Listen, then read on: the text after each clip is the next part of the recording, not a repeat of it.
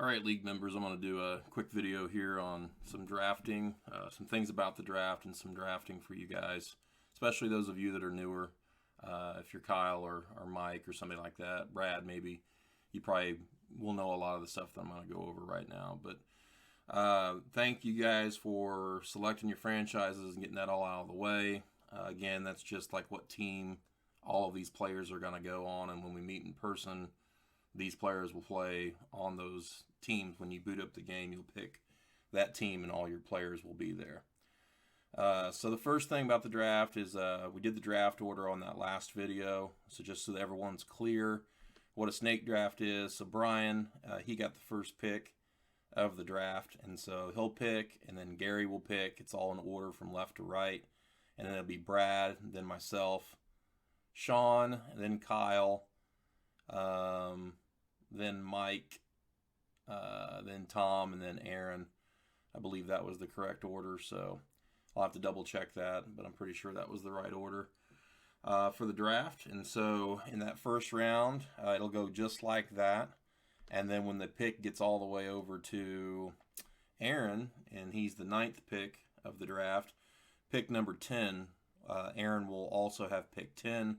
Tom will have pick 11. Mike will have pick 12. Kyle will have pick 13.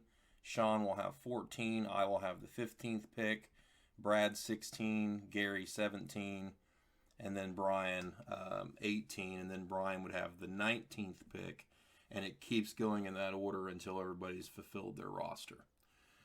Down below here in the column with your football helmet, these are all the positions that must be filled during the draft. So all of that stuff has to be completely filled out. You can't take a person that's in a position twice unless it's recognized on this spreadsheet like quarterback. You can take 2 quarterbacks, a QB1 and a QB2. You do not have to pick a backup quarterback from the game for your QB2. It could be, you could have 2 starting quarterbacks as long as you follow the rules of the tiers if you choose to do that. So I'm going to go ahead and go to the gold tier, and we're going to look at offense real quick. I want everyone to know that very first spreadsheet that I sent you guys, I did that in a couple of hours, like just very quickly, just to get the idea out to see if there would be any interest for the league. I did not take very much time going through and making sure I made all the right decisions on where everybody should go. I do want you to know I spent a lot of time last night. I went through all the ratings. I went through all my old spreadsheets from when I used to play online. And I made some mistakes for sure. And so I just want to go through and make sure everyone's in the proper tier so that mathematically there's not going to really be a way for someone to, stack a team. Everyone's really going to have the same chance of winning or playing. So I just wanted you guys to know there were some changes that were made between a gold, a silver, and a bronze in the scrub tiers. So the other thing I did for you guys is I went through all the ratings. I looked at all those old online spreadsheets, and I went ahead, and especially for the new guys, I placed all of the people in every single tier, gold, silver, bronze, and scrub, from top to bottom with who the best person is to choose from for that position. So, for example, on the quarterbacks in the gold tier, Dan Marino and Dave Craig are going to be elite quarterbacks in this league, and that's primarily because of their 69 PC, pass control. Pass control determines everything for a quarterback. It determines how often your receivers are going to catch the ball versus dropping the ball.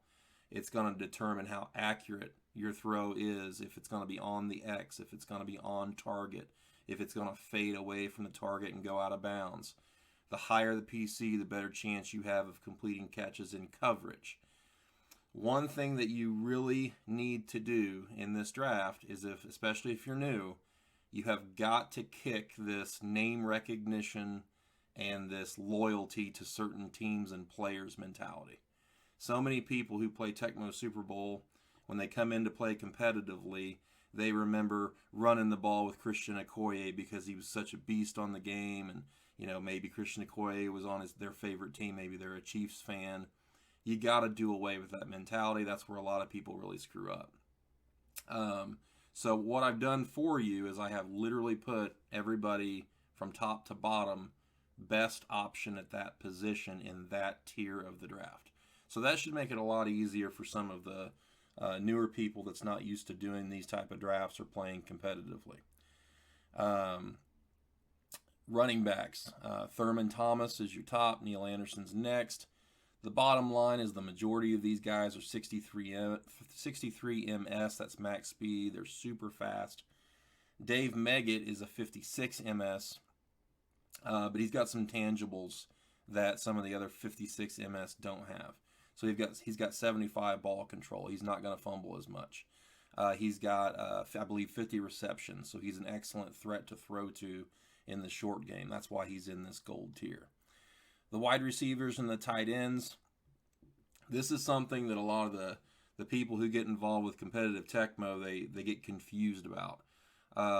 Yes, receptions are super important. If you have a guy that's got 75 receptions, they're going to make a lot of catches, for sure. There's no doubt about it.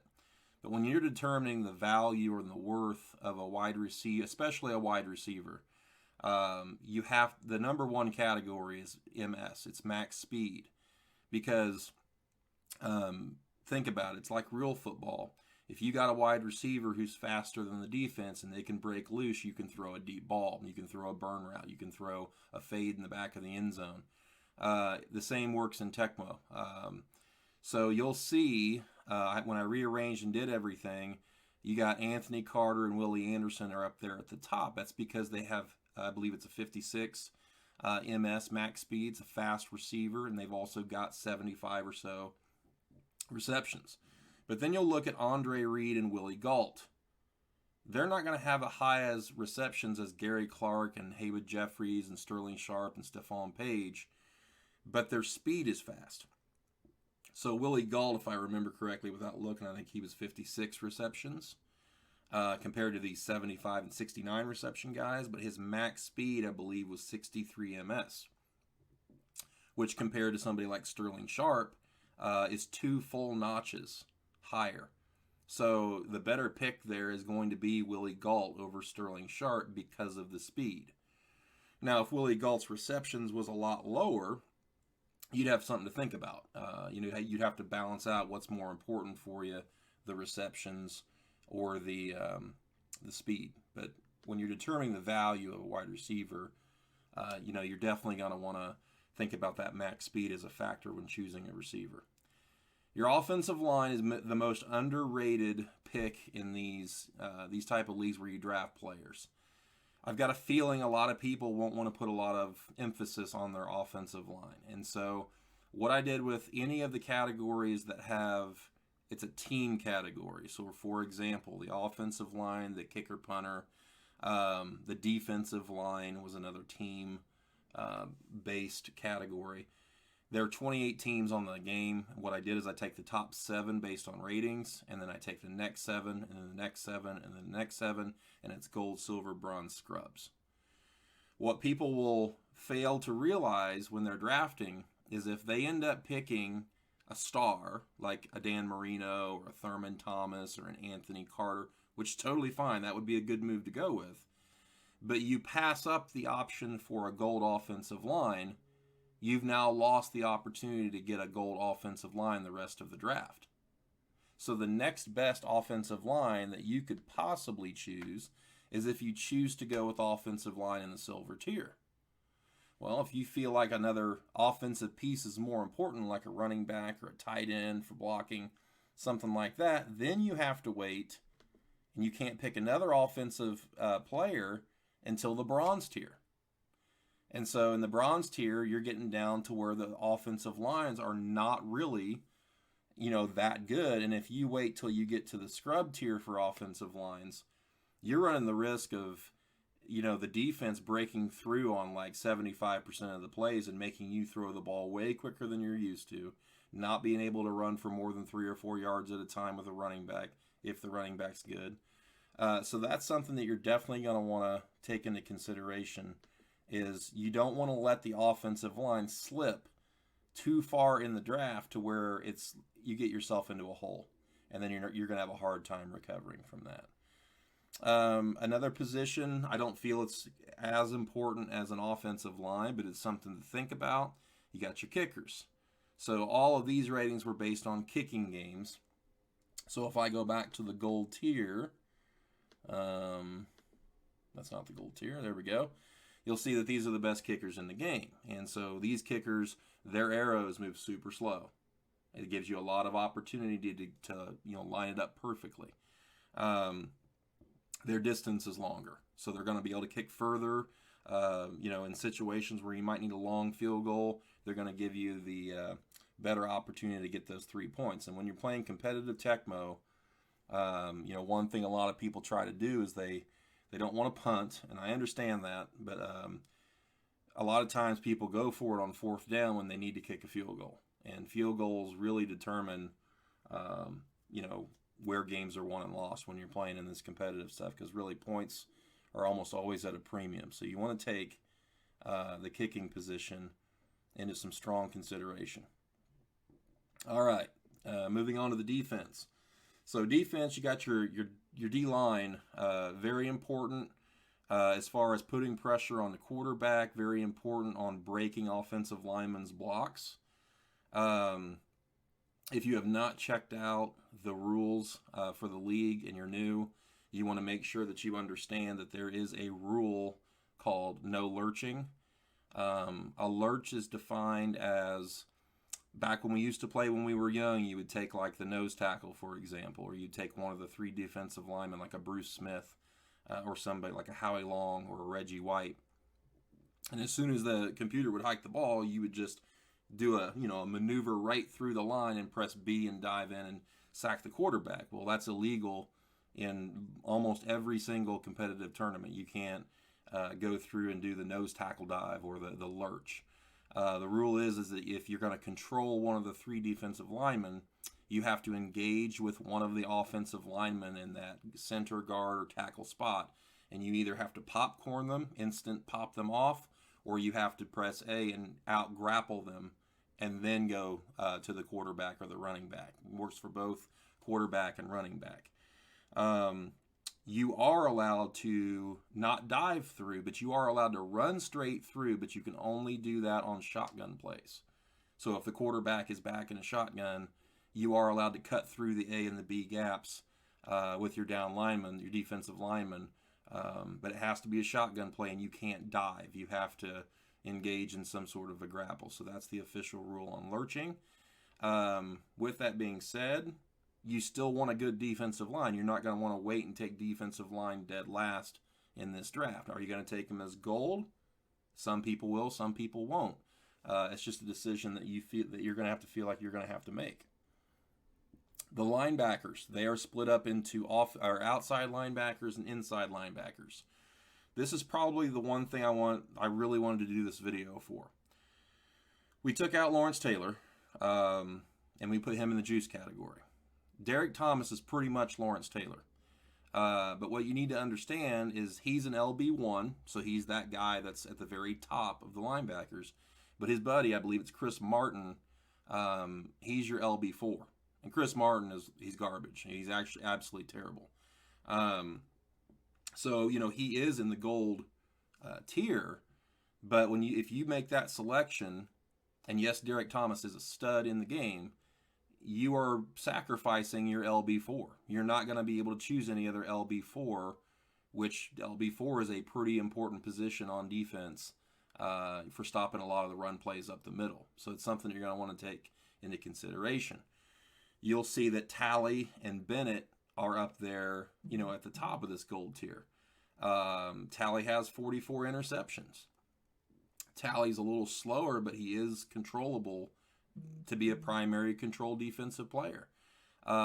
Cornelius Bennett is a stud. He's one of the best LB4s in the game. So if you take those two, as opposed to Derek Thomas and Chris Martin, you're getting a better combo deal. You're getting 2 guys that you could potentially control, 2 guys that have very different tangibles, ratings that's going to affect the outcome of a game. Romanowski and Haley, another, combo deal. Both the players are top players in the game. Now, if you look at like Lloyd and Hinkle, Lloyd's a stud, Hinkle not so much. Mecklenburg, Fletcher, both of those guys are solid players. O'Neal and Rawling, O'Neal's a stud, Rawling's horrible. So it's a decision that you just have to kind of make. Same thing is true for the inside linebacker crew.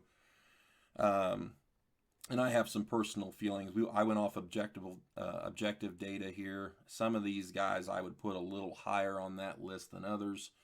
But, Johnson's and Reasons. Reasons is dirt slow, but Reasons has, I think it was a 63 or 69 interceptions. So you can get a lot of short pass interceptions there. Clifton's got a high interception rate. Bird's an elite linebacker in the game. So it's just something to think about. And if you choose to go in a secondary or get a defensive line in the first round and waste your gold pick on that, you lose the opportunity to select any of these linebackers that are gold linebackers. So just keep that in mind. So it's a very, very, very tough decision at the very beginning of the draft. The beginning of the draft is the most important. Same thing goes for your cornerbacks and your safeties. It's you either go for a combo deal where both guys are tough and going to give you a lot for your money, or you may want to go with like a Wayne Haddix, where he's like the best, in the game as far as covering passes. But you're going to sacrifice the other cornerback position where he's not so good. So it's just something to keep in mind when you're making this gold tier decision. The safeties is the last thing I'm going to talk about here in this portion of the video, and we're almost done.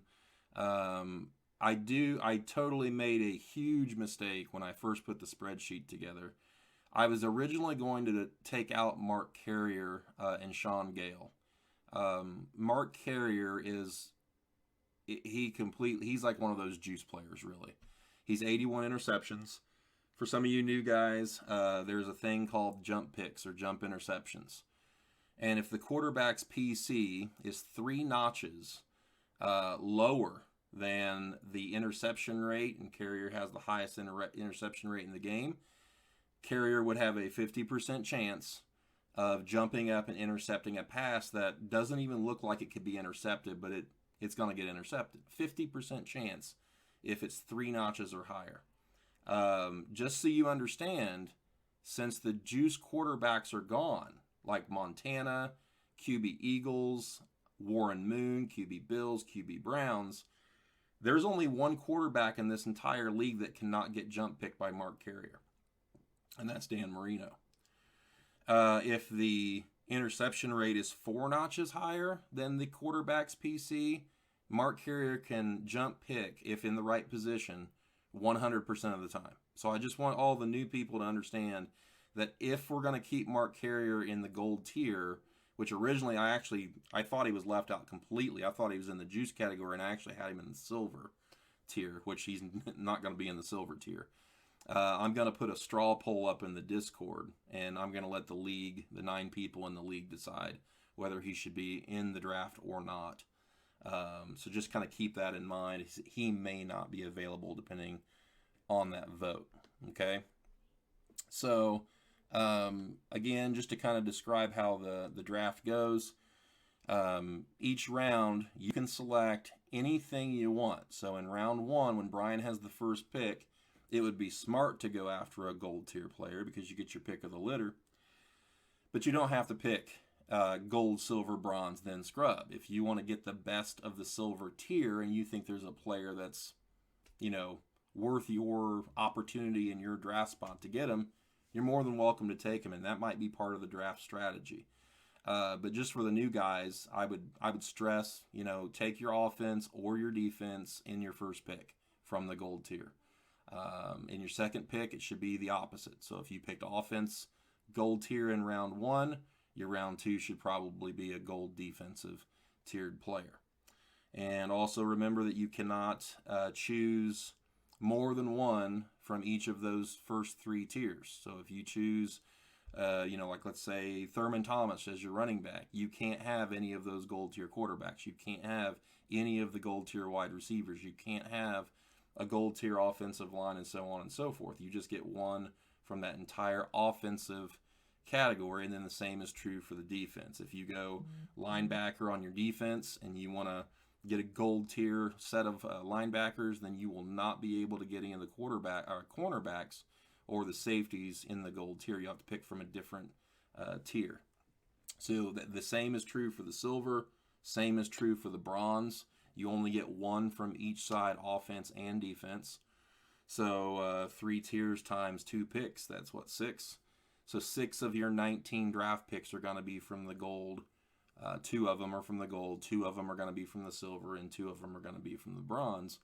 And then your remaining 13 spots, which whatever you don't pick on this page right here, you have to fill those 13 positions with players from the scrub list, which is the white, all white page here. Another thing I did for you guys, besides putting them in probably the order from best to worst from top to bottom, I also put in parentheses some just quick information to help you if you don't remember some of the, especially the scrubs. So like, you know, if you didn't remember what team Andre Ware played for, QB2 lets you know he was the backup quarterback for the Lions. So I went through and I did that for all of the positions where they either have a tandem set of players or it's an individual player on here as well. So the first order of business when I get off here is I'm going to do a straw poll. I'm going to put it in the Discord. I need everyone to vote on that. I want to get everybody's input on Mark Carrier. As soon as I get the results on that, this will be the official spreadsheet unless I've totally left somebody off. I've double checked it. I think I've got everybody in there, and they should be as close to the best order as possible. We're trying to get this thing started on May the 11th. That's next Monday, I believe. And just the same way that we did the franchise teams, we will do the draft picks. So on Monday, May 11th, it will be round 1. And every single owner, those 9 owners, are going to have to pick on Monday, May the 11th. Brian will have the first pick. I might start the draft at like 9, 10 in the morning. Once I make the announcement of, hey, Brian, you've got you're up, you're on the clock, so to speak. You got 3 hours. 3 hours to make a decision. I'll be honest with you, this first and second round, you should know who you want, and you should have some backups in case people take them. It shouldn't take people quite as long, these first couple of rounds. But I also will stress that these first 2 or 3, maybe 4 rounds of the draft are probably the most important as well. And I think the experienced players would agree with me on that. So if you guys have any questions, you can just send them in the Discord. I'm going to try to get the videos a little bit shorter, but I want to help people out with their draft and do the best I can with any explanations, and sometimes it's easier to see the visual. All right, guys, we'll vote on that straw poll on the Discord.